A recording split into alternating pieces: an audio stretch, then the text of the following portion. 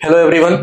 આજે આપણી સાથે છે સાહિલ શાહ, જે એડલવાઇઝ મ્યુચ્યુઅલ ફંડમાં ફંડ મેનેજર છે અને પર્ટિક્યુલરલી અત્યારે મિડ કેપ અને સ્મોલ કેપ ફંડ સંભાળે છે.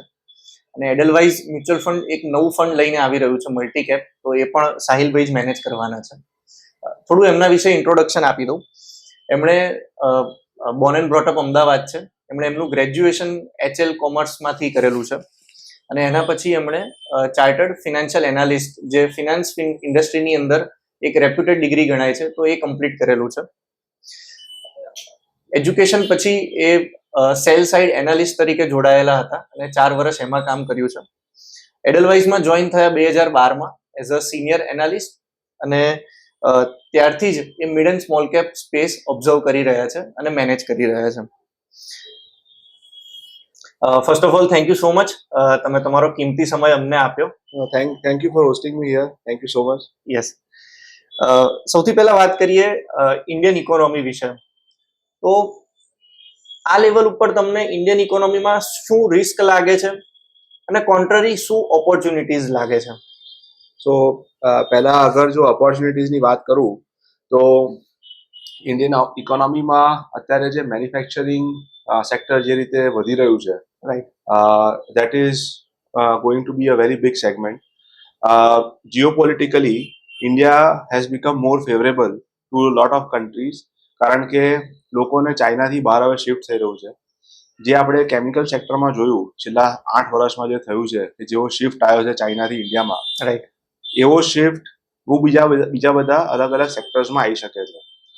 અને એના લીધે મને લાગે છે કે Indian economy should be one of the best performing economies amongst all the major economies that are there globally. Right. હવે ઇન્ડિયામાં બહુ બધું હિસ્ટોરિકલી પ્રોબ્લેમ્સ હતા, જેવી રીતે હાઉસિંગ સેલ્સ એક ટાઈમે ફ્લેટિશ હતું, રાઈટ, કે બહુ સબડ્યુડ હતું. પ્રાઇવેટ કેપેક્સમાં પ્રોબ્લેમ હતા, બેંક્સના એનપીએના પ્રોબ્લેમ્સ હતા, રાઈટ. હવે એ બધા પ્રોબ્લેમમાંથી આપણે બહાર આવી ચૂક્યા છે. છેલ્લા 1 વર્ષથી આ સાયકલ જે છે, જે in a way down cycle પર હતી કે બરાબર ચાલતી નથી, નાઉ that has started working very well for the Indian economy. So one is કે ઇન્ડિયન ઇકોનોમી જ્યાં હતી પહેલા એનાથી અત્યારે બહુ બેટર શેપમાં છે. અને સેકન્ડલી, જે જીઓપોલિટિકલી જે ઇવેન્ટ્સ થઈ રહી છે, that is putting India in a much favorable situation. Right. Indian economy વિશે તમારું ગ્રોથ આઉટલુક શું છે? જેમ નોર્મલ લોકો સમજતા હોય છે કે ઇન્ટરેસ્ટ રેટ નોર્મલ હોવા જોઈએ અને ગ્રોથ પોટેન્શિયલ હોવું જોઈએ, તો ઇકોનોમી બીજા લોકો કરતા કમ્પેરેટિવલી વધારે સારું કરે. તો થોડું નંબર્સના ટર્મમાં તમે એક્સપ્લેન કરી શકો તો? તો ઇન્ડિયન ઇકોનોમીમાં એક્સપેક્ટેશન એવી છે કે 6 થી 7% ગ્રોથ રેટ પોસિબલ છે. અને એમાં તમે 4 થી 5% ઇન્ફ્લેશન જોડી લો તો લગભગ 10 થી 11% નોમિનલ ગ્રોથ રેટ ઇન્ડિયન ઇકોનોમીમાં બહુ સારી રીતે પોસિબલ છે. Right. In the global context આટલો સારો ગ્રોથ કોઈ મેજર જે $1 ટ્રિલિયન ઇકોનોમીઝ જે બધી છે ગ્લોબલી, એમાં આટલો સારો ગ્રોથ બીજા કશામાં જોવા મળતો નથી. રાઈટ. બીજી વસ્તુ એ છે કે ઇન્ડિયાનું જે સ્ટોક માર્કેટ છે એ એની ડેપ્થ બહુ ખાસી વધી ગઈ છે હવે. પહેલા માઇક્રો કેપ કંપનીઝ જે હતી એ 2015 કે 14માં 500 કરોડ 1000 કરોડ ને માઇક્રો કેપ કહેવાતી હતી. હા. આજે એ સેમ કંપની જે છે, જેને માઇક્રો કેપ આપણે કહીએ છીએ, એ જ કંપનીનું માર્કેટ કેપ લગભગ 2000 થી લઈને 5000 કરોડ થઈ ગયું છે. રાઈટ. સ્મોલ કેપ કંપનીનું માર્કેટ કેપ 5000 થી લઈને 18000 કરોડ થઈ ગયું છે અને મિડ કેપનું એનાથી વધારે છે. એટલે જે માર્કેટની ડેપ્થ છે વધી ગઈ છે, એટલે જેનાથી ગ્લોબલ ઇન્વેસ્ટર્સ એટ્રેક્ટ થાય છે. અને બીજું છે કે ફંડામેન્ટલી ઇન્ડિયાનો ગ્રોથ બહુ સારો થઈ રહ્યો છે. રાઈટ. તો એવું કહી શકાય કે ઇન્ડિયા બીજા બધા ઇકોનોમી કરતા એક સ્વીટ સ્પોટ ઉપર છે. એબ્સોલ્યુટલી. જ્યારે બીજી બધી ઇકોનોમીઝમાં કંઈક ને કંઈક પ્રોબ્લેમ ઇમર્જ થાય છે, હા, જો આપણે ચાઇનામાં જોઈ રહ્યા છે ફોર એક્ઝામ્પલ, ઇન્ડિયામાં આપણે પ્રોબ્લેમથી બહાર આવી રહ્યા છે. રાઈટ. નેક્સ્ટ ક્વેશ્ચન મારો છે મ્યુચ્યુઅલ ફંડ પ્રોસેસ વિશે. સૌથી પહેલા તો તમે જે સ્પેસ મેનેજ કરો છો, મિડ કેપ અને સ્મોલ કેપ, એમાં કન્સિસ્ટન્સી હોવી બહુ જરૂરી છે અને એમાં રાઈટ સિલેક્શન હોવું પણ બહુ જરૂરી છે. તો પહેલો મારો ક્વેશ્ચન એ છે કે કોઈ સેક્ટર અથવા તો સ્ટોક સિલેક્ટ કરવા માટે વિધિન મ્યુચ્યુઅલ ફંડ કંપની તમે કઈ પ્રોસેસ ડેવલપ કરેલી છે અને જેને તમે ફોલો કરો છો? તો અમારી જે પ્રોસેસ છે, બેઝિકલી સ્મોલ અને મિડ કેપનું યુનિવર્સ બહુ મોટું છે. ઓલમોસ્ટ 500 થી 700 સ્ટોકનું યુનિવર્સ છે. એમાંથી અમે સ્ટોક્સ કેવી રીતે ફિલ્ટર ઇન કરીએ કે કેવી રીતે સ્ટોક્સ અને બીજા સ્ટોક્સ કયા બહાર રાખીએ ઇન્વેસ્ટમેન્ટ યુનિવર્સથી સૌથી વધારે ઇમ્પોર્ટન્ટ વસ્તુ છે. True. અને સૌથી ઇમ્પોર્ટન્ટ વસ્તુ એમાં એ છે કે કેપિટલ એલોકેશન પ્રમોટર્સનું કેવું છે, કંપનીઝ કેશ ફ્લો બનાવે છે કે નહીં એ વધારે ઇમ્પોર્ટન્ટ છે. એટલે જે ફોરેન્સિક્સ ચેક્સ છે કે અકાઉન્ટિંગ ક્વોલિટી ચેક્સ છે એ બહુ ઇમ્પોર્ટન્ટ હોય છે. રાઈટ. તો અમારું જે ફેર ફ્રેમવર્ક જે અમે કહીએ છીએ, FAIR stand for acronym of which is acronym of F stand for forensics, A stands for acceptable price, okay. I stands for investment style agnostic, and R stands for robustness of the business. True. તો જે first letter જ છે that itself tells you that સૌથી પહેલા અમે management અને accounting quality check કરીએ છીએ. રાઈટ. સેકન્ડ અમે જોઈએ છે કે બિઝનેસ કેટલો રોબસ્ટ છે કે નથી. રાઈટ. મતલબ કોઈ બહુ મોટી બ્રાન્ડ હોય પણ જો પ્રોફિટ જ ના બનાવતી હોય એનો બ્રાન્ડ હોવાનો કોઈ મતલબ નથી. રાઈટ. સિમિલરલી કોઈ B2B બિઝનેસ હોય અને સામે કોઈ B2C બિઝનેસ હોય, હવે B2B બિઝનેસ સારો પ્રોફિટ કરતું હોય તો then it is a very good robust business, અને એવી બહુ બધી કંપનીઝ અમે ઓન પણ કરતા હોઈએ છીએ. રાઈટ.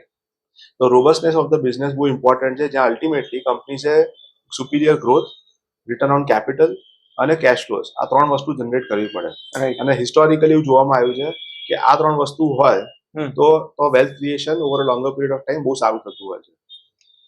થર્ડ જે ફેક્ટર છે that is your acceptable price. Right. તો જેમાં અમે લોકો કહીએ છીએ કે રિલેટિવ બેસિસ પર, કારણ કે અમે કોઈ કેશ કોલ લેતા નથી, રિલેટિવ બેસિસ પર વેલ્યુએશન્સ કંપનીના કઈ રીતના છે. રાઈટ. અને એ રીતે અમે પૈસા એલોકેટ કરતા હોઈએ છીએ.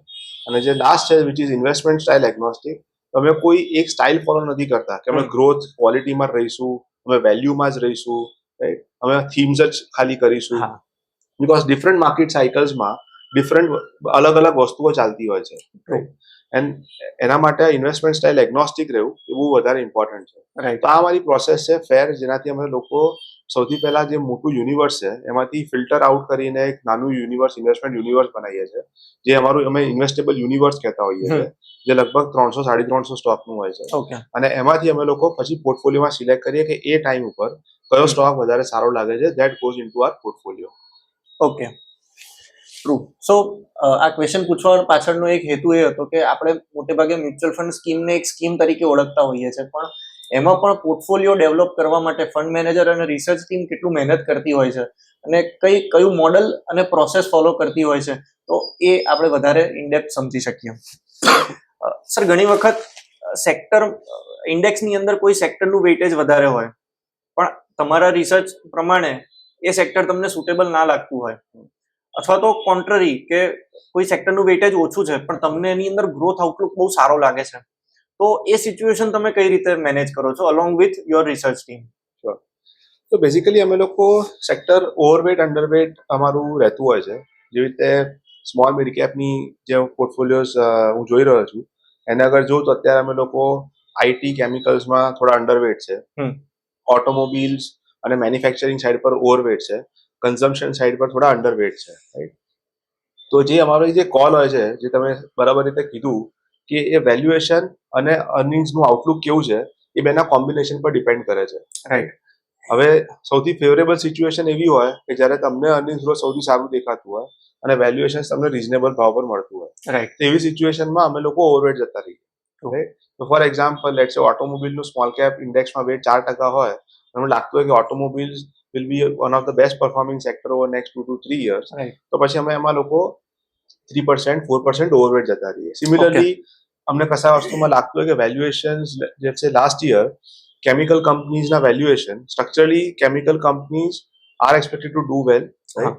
અને સારું કરશે જ, એમાં કોઈ મને ડાઉટ નથી, પણ વેલ્યુએશન્સ કેમિકલ કંપનીઝના કન્ઝ્યુમર કંપનીઝ જેવા થઈ ગયેલા. Right. And that was not justified at that point of time, and that leaves a very little room for margin of error.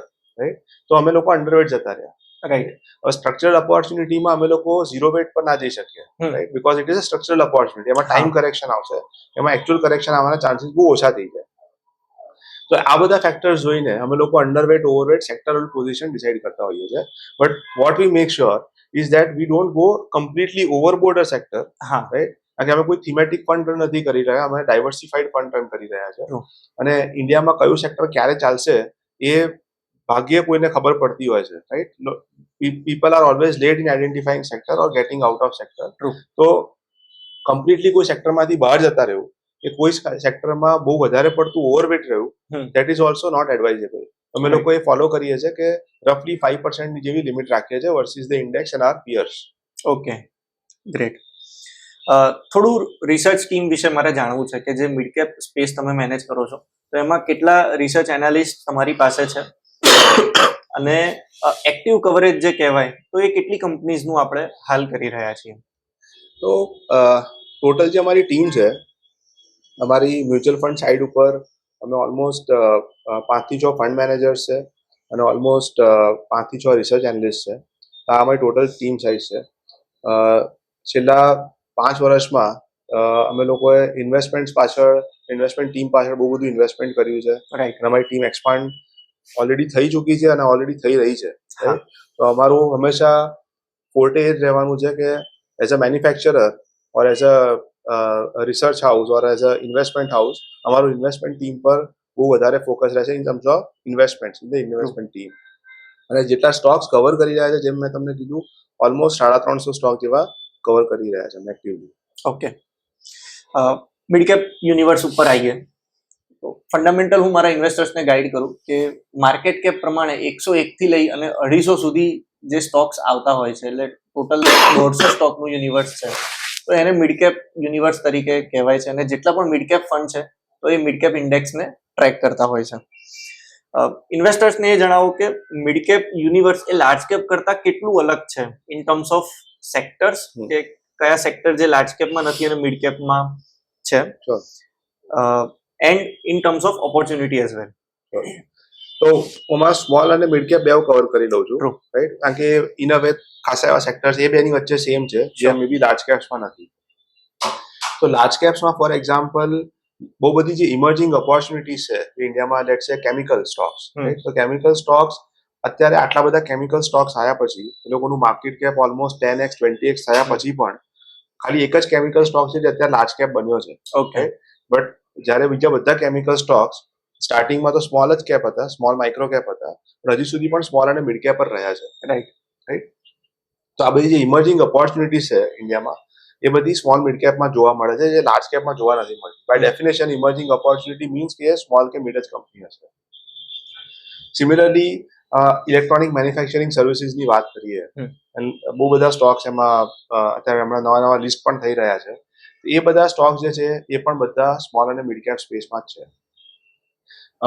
થીમ્સની વાત કરીએ અમુક, જે રીતે for example unorganise to organise theme જે આપણે ઇન્ડિયામાં વાત કરી રહ્યા છે, જે બહુ બધા બિલ્ડિંગ મટીરિયલ કંપનીઝમાં જોવા મળે છે કે અનઓર્ગેનાઇઝ થી ઓર્ગેનાઇઝ બધું શિફ્ટ થઈ રહ્યું છે. તો એ બધી જે થીમ્સ છે એ બધી સ્મોલ મિડ કેપમાં અવેલેબલ છે. ભાગ્યે કોઈ કંપની છે જેમાં લાર્જ કેપમાં અવેલેબલ છે. Right. લાર્જ કેપમાં જે લોકોએ માર્કેટ શેર કેપ્ચર કરવાનું હતું એ કરી ચૂક્યા છે, રાઈટ? હવે એ લોકોને યુઝ્યુઅલી ઇન્ડસ્ટ્રી ગ્રોથ જે આવતો હોય અને થોડોક જ સારો ગ્રોથ આવતો હોય, right?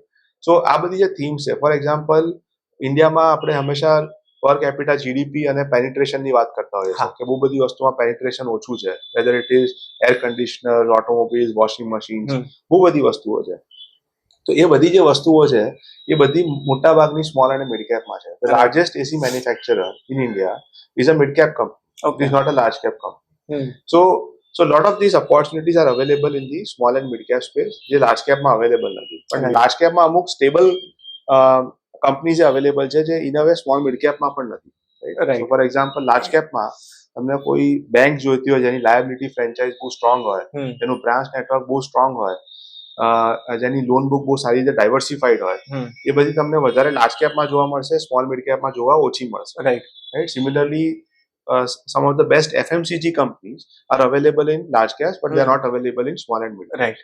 So basically it's a blend. કે તમારે સ્ટેબિલિટી અને એક રીતનો ગ્રોથ જોઈતો હોય, it is available in large cap, whereas if you want scale up opportunities, they are available in small and mid caps. Right. Mid cap universe એક રીતે થોડું યુનિક પણ છે, કેમ કે ઘણી વખત લાર્જ કેપમાંથી કોઈ સ્ટોક ડાઉનગ્રેડ થતા હોય તો એ પણ મિડ કેપ યુનિવર્સમાં એન્ટર કરતા હોય છે, અને જ્યારે કોઈ સ્મોલ કેપની અંદર એક્સ્ટ્રાઓર્ડિનરી પરફોર્મર હોય તો એ પણ મિડ કેપ યુનિવર્સની અંદર એન્ટર થતા હોય છે. તો બંને એન્ડ ઉપર તમે સિચ્યુએશનને કઈ રીતે મેનેજ કરો છો અને શું ટ્રેક રાખતા હો છો? તો સ્મોલ મિડ કેપ ફંડમાં બાય મેન્ડેટ મિડ કેપ ફંડમાં મારે મિનિમમ 65% મિડ કેપ રાખવાનું હોય, રાઈટ, અને બીજું અમે લોકો યુઝ્યુઅલી સ્મોલ કેપ રાખતા હોઈએ છીએ. સિમિલરલી સ્મોલ કેપ ફંડમાં મિનિમમ 65% સ્મોલ કેપ હોય બીજું અમે મિડ કેપ રાખતા હોઈએ છીએ. રાઈટ. એક વસ્તુ અમે લોકો એન્શ્યોર કરીએ છીએ કે કોઈ પણ ફંડમાં લાર્જ કેપ એક્સપોઝર અમે એક્ટિવલી લેતા નથી. Right. Mid cap stock large cap થઈ ગયો અને એ સ્ટોક હજી એ સારો જ છે in terms of valuations, in terms of fundamentals, તો અમે લોકો એને કન્ટિન્યુ કરીએ છીએ. ઓકે. બટ અમે કોઈ active position small and mid કેપમાં જઈને લાર્જ કેપની બનાવતા નથી. ઓકે. બીકોઝ જ્યારે તમે અમને પૈસા આપ્યા હોય સ્મોલ મિડ કેપમાં ઇન્વેસ્ટ કરવા માટે, તો અમારે સ્મોલ મિડ કેપમાં ઇન્વેસ્ટ કરવા જોઈએ. બીકોઝ તમે લાર્જ કેપમાં પણ એક એલોકેશન કર્યું હશે. સો બેઝિકલી અમે સિચ્યુએશનને મેનેજ કરવામાં એ જ છે દેટ ડિપેન્ડિંગ ઓન કે ફંડામેન્ટલ્સ કેવા છે, એ કંપનીનો ગ્રોથ પ્રોસ્પેક્ટ કેવો છે, રાઈટ. અને અમારું આ જે મેન્ડેટ છે જે 65% થી નીચે અમે લોકો જઈ ના શકીએ, હા. એ બધું ધ્યાનમાં રાખીને અમે લોકો જ્યારે પણ કંપની શિફ્ટ થાય સ્મોલ ટુ લાર્જ Right. કે સ્મોલ ટુ મિડ કે મિડ ટુ સ્મોલ ઓર અધરવાઇઝ, અમે બેઝિકલી આ બધા ફેક્ટર્સ કન્સિડર કરીને અને ધ્યાનમાં રાખતા હોઈએ. રાઈટ. સ્ટોક સિલેક્શન થઈ ગયું, સેક્ટર સિલેક્શન થઈ ગયું, પણ એનું એલોકેશન કઈ રીતે કરવું, કેટલા પર્સન્ટેજ વેઇટેજ આપીને શરૂઆત કરવી, તો એના માટેની કોઈ ઇનહાઉસ મેથડ ડેવલપ કરેલી હોય કે process? So basically stock weights કેટલા હોવા જોઈએ, વેધર ઇટ શુડ બી 1%, 3% ઓર 4%, એ તો વધારે ડિપેન્ડન્ટ છે કે અમારો એ સ્ટોક પર કોન્ફિડન્સ કેટલો છે. Right. That confidence is a function of જે અમારી ફેર પ્રોસેસની ફ્રેમવર્ક છે કે management quality, earnings quality, valuations કેવા છે, બિઝનેસ કેવો છે, રાઈટ. આ બધા ફેક્ટર્સને કન્સિડર કરીને અમે લોકો સ્ટોકનું વેટેજ આપતા હોઈએ છીએ. હમ. યુઝ્યુઅલી એવું પ્રિફર કરતા હોઈએ અમે લોકો કે જે સ્ટોક્સનું વેટેજ અમારા પોર્ટફોલિયોમાં વધારે હોય, એ લોકો એ સ્ટોક્સ સિક્લિકાલિટી એમાં ઓછી હોય. Right. Right. Because cycles predict કરવી કોઈ વાર ડિફિકલ્ટ પડતી હોય છે, રાઈટ. અને જો સ્ટોકનું વેટ વધારે હોય અને ફોર એક્ઝામ્પલ મેં વિચાર્યું હોય કે આ સાયકલ ચાલવી જોઈએ હા. From an up cycle standpoint, અને કાલે ઉઠી ના ચાલી, દેન ધ પોર્ટફોલિયો લેવલ પર અમારું એનો ઇમ્પેક્ટ વધારે આવી શકે. રાઈટ. સો સિક્લિકલ સ્ટોક્સ, ટેક્ટિકલ સ્ટોક્સ જે હોય છે, ટ્રાય કરીએ છીએ કે અમે લોકો એને થોડું ઓછું વેટેજ આપીએ, અને જે સ્ટ્રક્ચરલ ઓપોર્ચ્યુનિટીઝ છે રાઈટ. એને વેટેજ વધારે આપીએ. ટ્રુ. સ્મોલ કેપ સેક્ટર ઉપર વાત કરીએ તો સ્મોલ કેપ બેઝિકલી 251 થી લઈ અને 500 સુધીના જે માર્કેટ કેપ પ્રમાણે સ્ટોક આવતા હોય એ સ્મોલ કેપ યુનિવર્સ બનતા હોય છે. કઈ રીતે સ્મોલ કેપ બાસ્કેટ અલગ છે એ તો સાહિલ સરે એક્સપ્લેન કર્યું. સ્મોલ કેપમાં ઇન્વેસ્ટમેન્ટ જ્યારે કરતા હોઈએ છીએ ત્યારે દરેકના માઇન્ડમાં એક પરસેપ્શન એવું છે, એવી માન્યતા છે કે લો ક્વોલિટીના સ્ટોક હશે, પુઅર મેનેજમેન્ટ હશે, એની અંદર કંઈ મેનિપ્યુલેશન થતું હશે. આવી બધી ઇન્વેસ્ટર્સના માઇન્ડમાં માન્યતા હોય છે. તો આના વિશે એકચ્યુઅલ શું સિનારીઓ છે એ થોડો ઇન્વેસ્ટર્સને એક્સપ્લેન કરો. સો હું તમને એક એક્ઝામ્પલ આપીશ. 2000માં the average market cap of large cap stock was around 5,000 to 6,000 crores. Average market cap of large caps. Right. In 2010, the average market cap of mid cap was around 7,000 crores.